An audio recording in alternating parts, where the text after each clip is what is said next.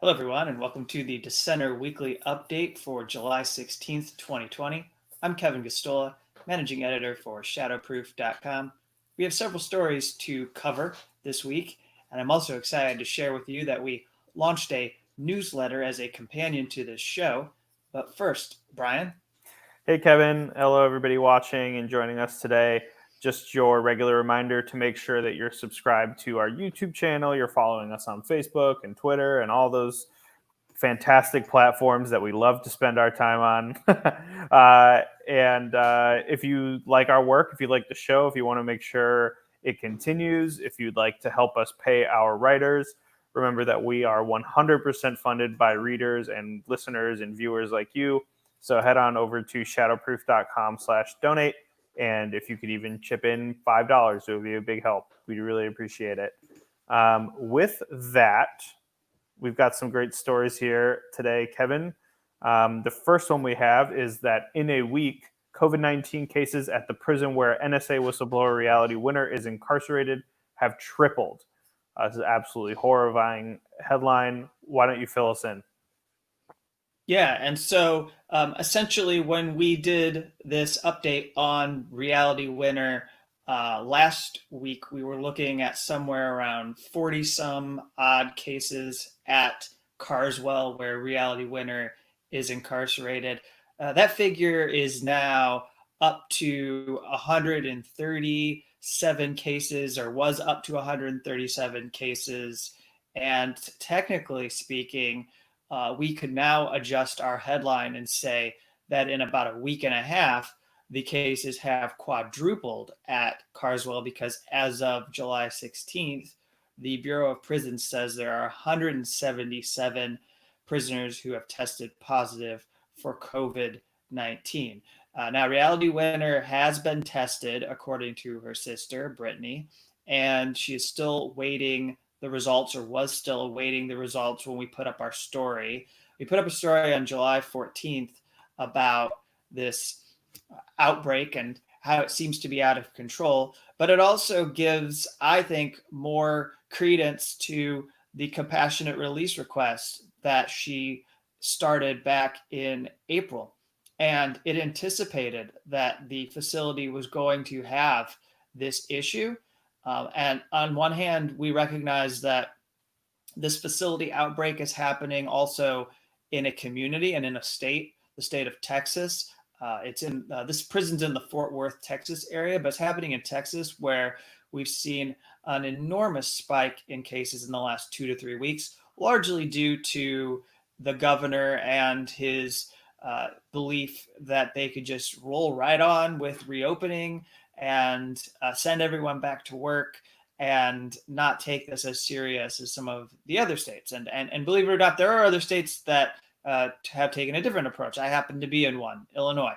And so it's probably not shocking that if a community around a facility does not take precautions to prevent the spread, that it's going to filter into the facility and result in an enormous spike, the kind of spike that we're seeing right here.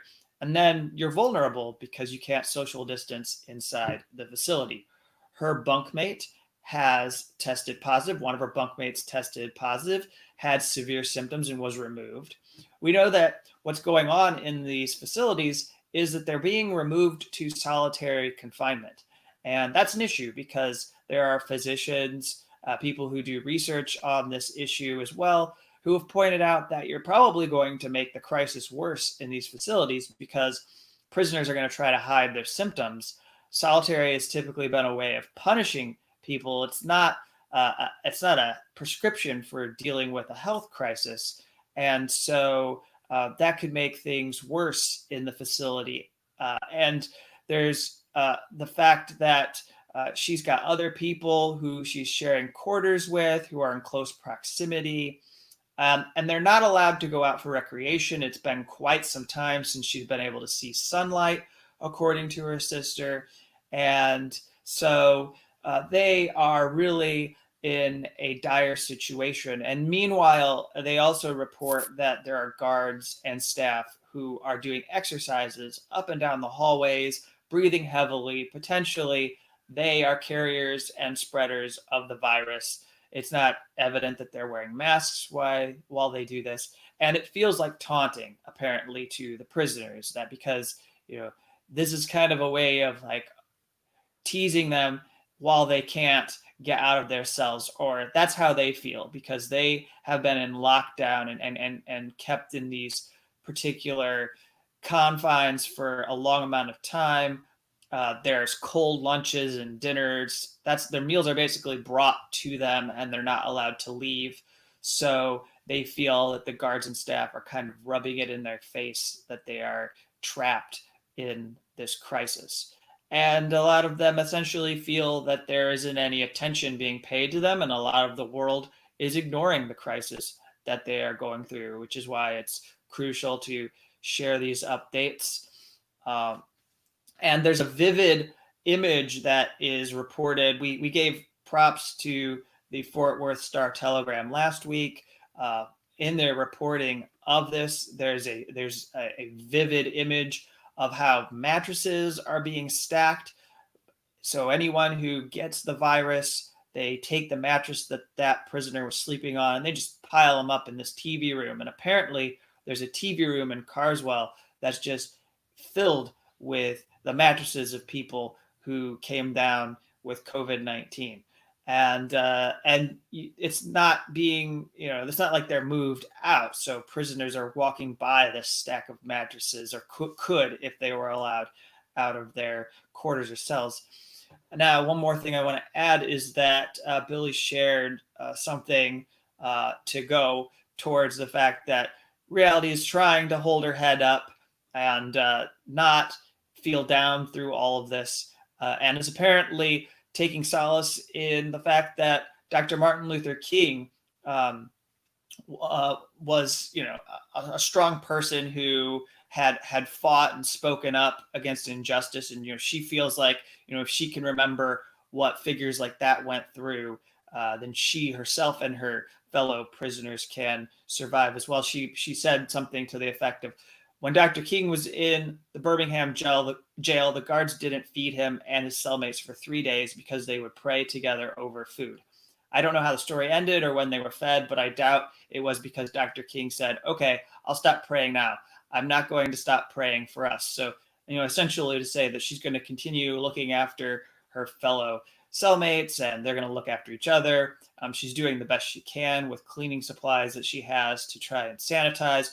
But as we know, having talked about prisons as it relates to these whistleblower stories, but also as it relates to the issue of criminal injustice, etc., that there are limited amounts of masks that are provided. You don't get a whole lot of cleaning supplies. The protective equipment is just not provided.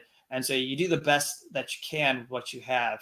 And someone like Reality, who it's known has obsessive compulsive disorder, this is an extra strain on what she's going through health-wise and mentally, because she knows that there's a lot around her that she just can't disinfect, that it's not possible to protect from getting into her space and potentially infecting her. Thank you, Kevin. And I'm really appreciative of the points that you raised about solitary confinement in these situations as well. I can see how people might think that, it's the best thing that you can do sort of in this circumstance, but there's so many reasons why putting a sick person in solitary, even a healthy person, but putting a sick person in solitary, particularly with an illness like this, is just so terrible. I mean, just a couple of things off the top of my head. I mean, you're literally locked in a cell where it's usually like a metal door on the front of it. Sorry, there's apparently helicopters flying over my house. I don't know if you can hear them right now. But there's not a lot of airflow. I don't know if you've ever been particularly in a box in Texas in the middle of the summer without having any airflow. And the other thing that jumps out to me is that a lot of times in our reporting, when we're hearing about somebody being very, very ill in prison, usually what happens is somebody will collapse or have a medical episode, and the people who are around them will try to get the COs to bring medical attention. If you are in a solitary cell, there's no one who's watching you. there's no one. There might be people who come by and do cell checks, maybe, and maybe they'll take it seriously. But one of the most dangerous parts about this is that you don't have other people around you to look out for you as you might, in your cell if you're sharing cell, or if you're in the day room, or you have more access to other incarcerated people. So I just wanted to pull that part of it out because I just think it's so unbelievably dangerous, and people are not thinking it through. And I think there's another point that should be made that I didn't work in, which is that it's been 2 months now that the appeals court has been going over her compassionate release request. The 11th Circuit has had plenty of time to rule. And I think we get quite a juxtaposition here because you can see the values of the system. The mass incarceration system, as we could describe it, we have a Supreme Court that has twice in this past week sped up the process and made it seem like it was an urgent matter to execute people for the first time. The federal government executed 2 men for the first time in 17 years.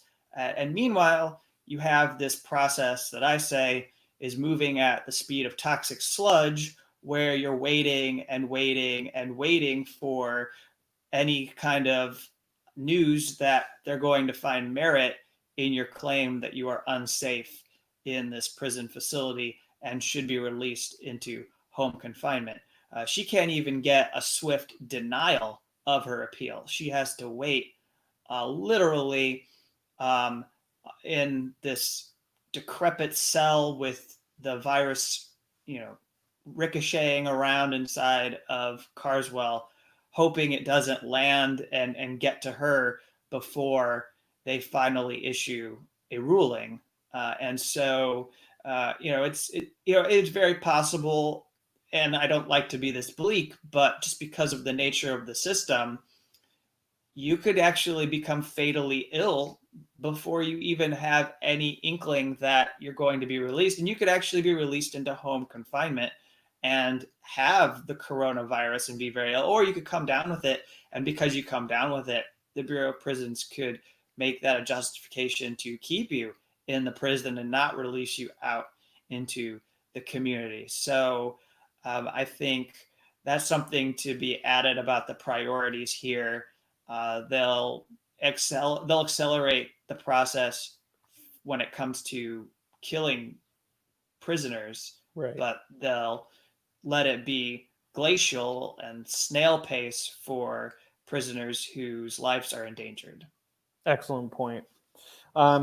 We have somewhat of a similar story next in immigrant detention facility. We have a whistleblower in Louisiana who said that officials there are ignoring the COVID-19 safety guidelines.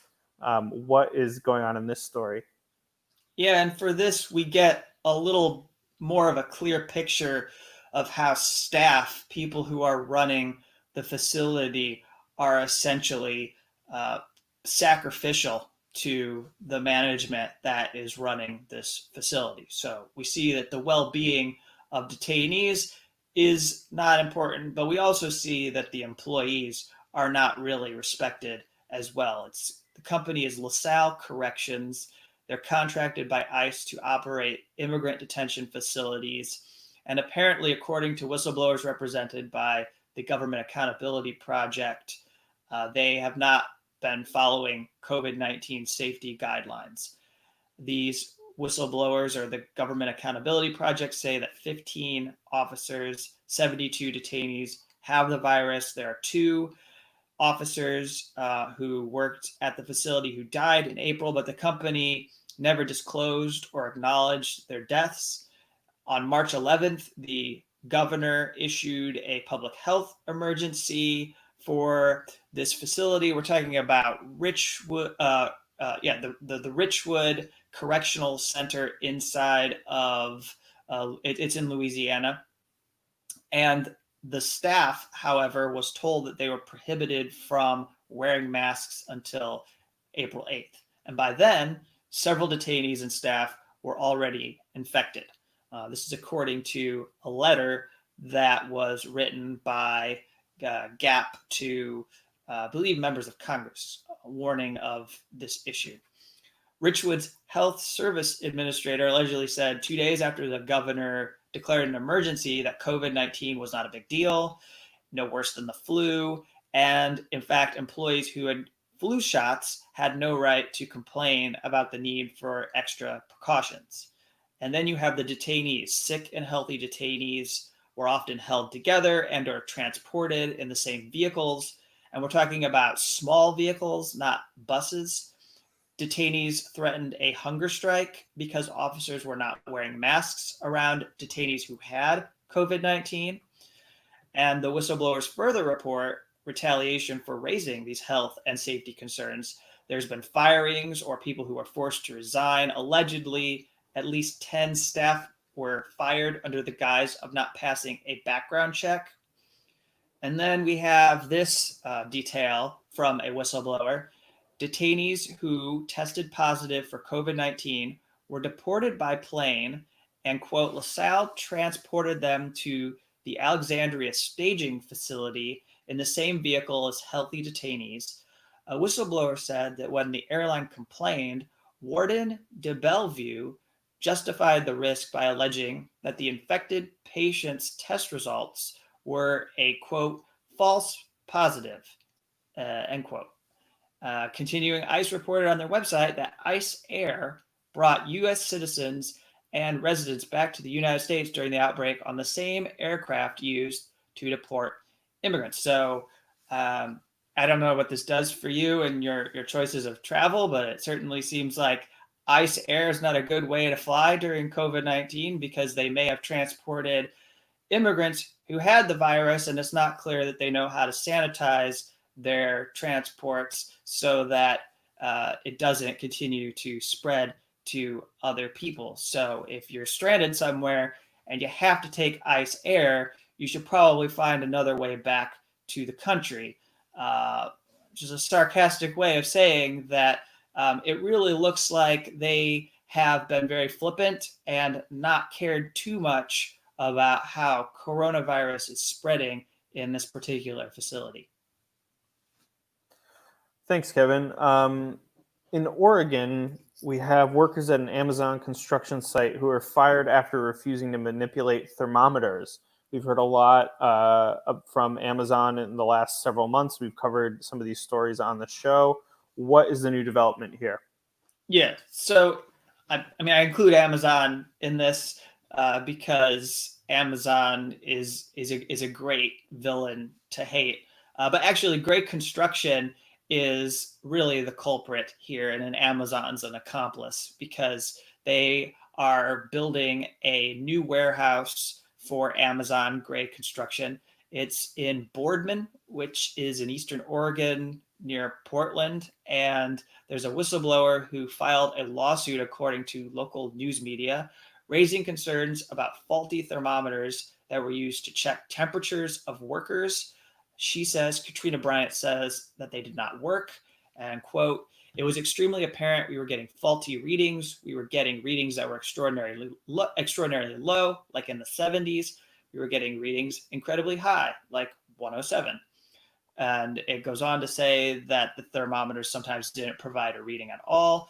If an employee had a fever above 100 degrees, Bryant says she was directed to manipulate the readings so that potentially sick workers would be allowed onto the construction site. That's what the local news affiliate in Oregon reported.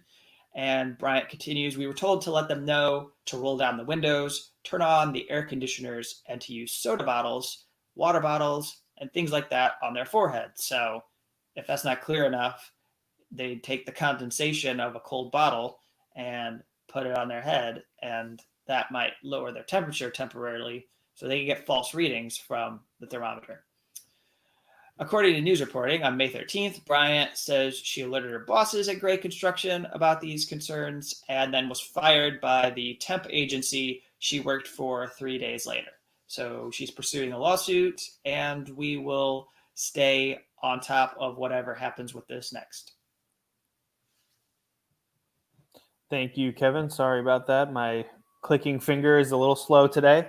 I wanted to take us to our next story here. We have a Georgia addiction center company that was ordered to pay $122 million to settle dozens of whistleblower lawsuits. Walk us through this one.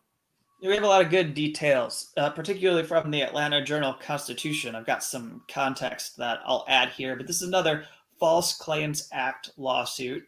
As we've said before, one of the few ways that states, federal governments, and even individuals are able to recoup some kind of money in the form of damages or force these kinds of settlements. They don't admit wrongdoing now. We're talking about Universal Health Services and a subsidiary of UHS in Delaware, as well as Turning Point Care Center, which is a UHS facility located in Moultrie, Georgia.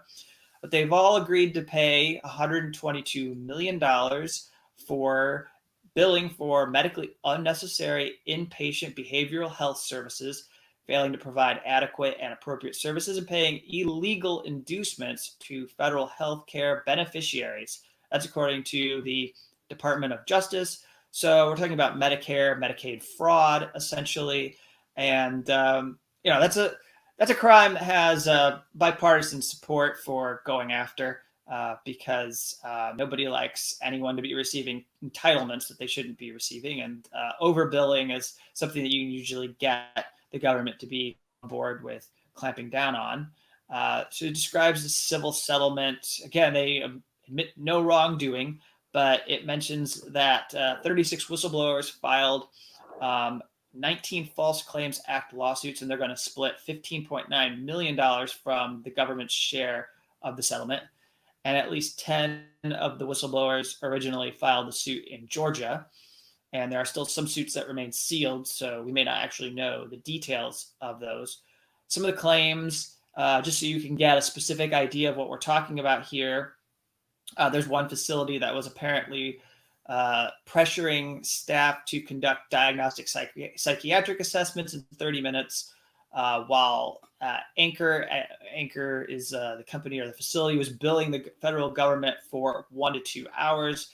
They alleged that these abbreviated and quick diagnoses allowed for UHS and Anchor to routinely admit patients based on a financial objective to make money by getting Medicare and Medicaid patients in a hospital bed at Anchor, in spite of the fact they allege that most of the patients did not experience psychosis or were not mentally ill at admission. So fabricating that they are mentally ill so that they could use the system to overbill Medicaid and Medicare.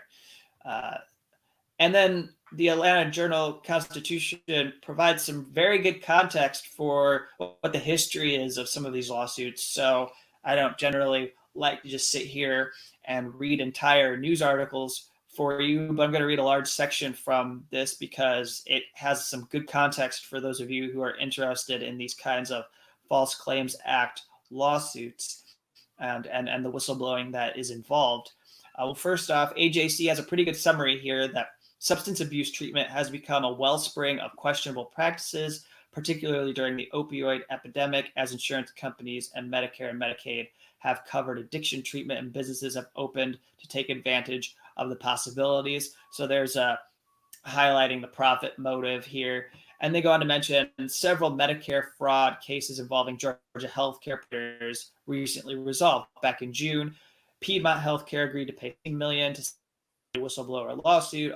A system overbilled Medicare and Medicaid cardiac care and illegally paid kickbacks to doctors who referred heart patients to the hospitals. There's a center at Augusta that agreed to a $2.6 million settlement with prosecutors for similar allegations. And then in March, executives over at STG Healthcare, which is a hospice, agreed to pay $1.7 million after they were accused of submitting false claims. Again, similar allegations, all related to hospice care.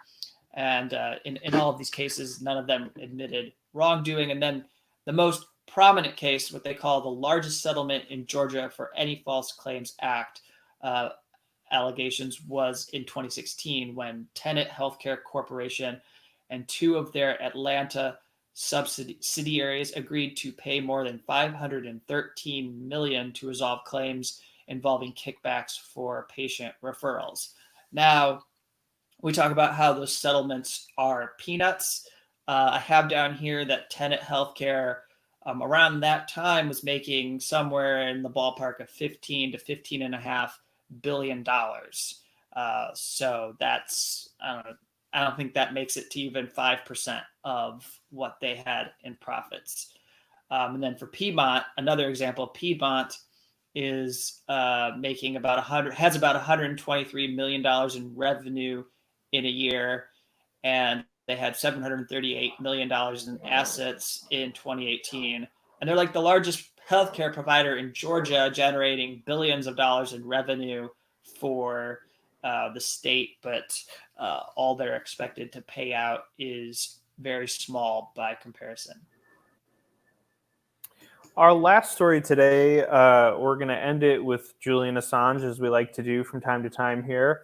A lawyer from his legal team has become a French minister. What is going on here? Yeah, so he got a promotion. He's going to be a justice minister in France. This was reported by Marty Silk of the Canberra Times, but also covered generally by French media. And if I could actually read French, I would be able to discern what some of the local press was saying about Dupond-Moretti, but his name is Eric Dupond-Moretti, and he was part of Julian Assange's legal team. He's 55 years old. He's been involved in some prominent cases in court, including cases involving representing alleged terrorism suspects. And apparently, in the past year, the National Financial Prosecutor's Office in France, and forgive me, I'm not a French person, so I don't know where this fits into the bureaucracy or what this kind of an institution would be comparatively to the United States. However, it was accused of a wiretapping scandal. Actually, France 24 says that they're a financial crimes office. So apparently, there were spooks from this office that were spying on him and other lawyers by going through telephone records to identify a so-called mole in a wiretapping scandal. It seems very much like an entangled mess, very much like there's a lot of different players involved and a lot happening there. So I guess the point that I'm trying to make is that Dupond-Moretti has been, it seems, targeted by the government, but now he's been elevated to this position. And earlier, he was advocating in France that Assange should be granted asylum and allowed to come live in France with political protection. So most Assange supporters are probably looking at this, hoping that he might be able to use some kind of influence to bring Assange some hope and maybe obtain some kind of asylum from the French government. But, there's not a lot of public information here to suggest that that could happen. Then there's a second thing I want to highlight, which is related, just to show, again, that we've got a lot of momentum with campaigns for freeing Julian Assange. The Don't Extradite Assange campaign has reported on trades councils in Birmingham, Plymouth, and Newcastle in the United Kingdom that have passed resolutions in order to support halting the extradition of Assange to the U.S. We've also seen that that the National Union of Journalists have put together a resolution which became a kind of template for convincing other unions and Labor Party bodies, as well as campaign organizations, to throw their support to Assange. And so that's where things stand. We still have an upcoming September extradition hearing, despite all that's going on with COVID. And there's an upcoming case management hearing for Assange that should take place in the next week to 2 weeks. And we'll see what happens going forward here with Julian Assange's extradition. Any final thoughts for people today before we depart? Yeah, so we launched a newsletter called The Dissenter, going back to my roots. This is what my column was at Fire Dog Lake when we started, when I brought some of the work I was doing covering WikiLeaks disclosures and following Chelsea Manning's case, and used that column at Fire Dog Lake to cover the whistleblower stories similar to what we do here on a weekly basis. So this will be like a companion, and you can go to dissenter.substack.com and become a subscriber. There's a bit of an issue right now, but in the next day or two, we expect you should be able to become a paid subscriber if you would like to. You're welcome to go try right now, but we're having a bit of a technical difficulty with the platform. And so eventually we would encourage you to give $5 a month and become a paid subscriber to this newsletter. There's a lot that we plan to do with it in order to use the letter to not only support the work that I do on whistleblowers and the coverage of Assange and WikiLeaks and other important stories, but to help have a little extra money for freelance journalism, the kind of freelance journalism that we put a lot of focus into at Shatterproof over the last 2 to 3 months. We did the COVID-19 reporting, and then now we've got a round of stories on abolition, police abolition, dismantling mass incarceration, etc., looking at the defund police movement closely and the different aspects and facets of that movement and ways we can think about handling violence that don't involve the police. And I'm sure you can give more additional details. But I think it's a good way to close is just to boost some of the work that those people are doing and to also make sure you're aware that along with this show, there's now an opportunity for you to subscribe to this letter. 1 to 3, I expect to send 1 to 3 reports every week, and one will be a free report, and then there will be 1 to 2 others that are exclusively for people who are paid subscribers of the newsletter. Thank you, Kevin. I'm really looking forward to this newsletter. I thought you did a great job with the Shadowproof one, and I think this is a great next step to take it. So I appreciate what you're doing. And yeah, I just want to echo that call. You know, I encourage folks to check out some of the reporting that we published over the last week or so on the abolition movement. We published a really wonderful piece from Nicole Froyo, running down various different ways that community organizations are responding to violence, specifically sexual violence, without involving the police, the criminal justice system, or the logics of punishment, working towards repair. We've had wonderful reporting from Ella Fassler on how asset forfeiture can complicate efforts to defund police departments. And we have some very, very good reporting to come. We've been greenlighting pitches left and right. And we can continue to do that. And we can continue to bring you this reporting that you're not really going to find in many other places. If you're able to chip in a couple dollars and help us out, all of the money that we get pretty much goes back out the door into the pocket of freelancers. So head on over to shadowproof.com/donate. Again, $5, $10 may not seem like very much. You may not think it's going to make a difference, but it really does add up, and it's how we're able to do everything we do. So really appreciate everyone out there watching and sharing and reading, and all the people who've donated to us. Thank you very much, and we will talk to you next week. Can I throw one more thing out there? Yeah, absolutely. I just wanted to let you know, it's just like a programming note, that we tried last week splitting up the show into smaller segments and making those available for sharing. So you'll find last week's episode, and then I'm going to do it this week. And we're mostly testing out to see what works best for getting the show out to people.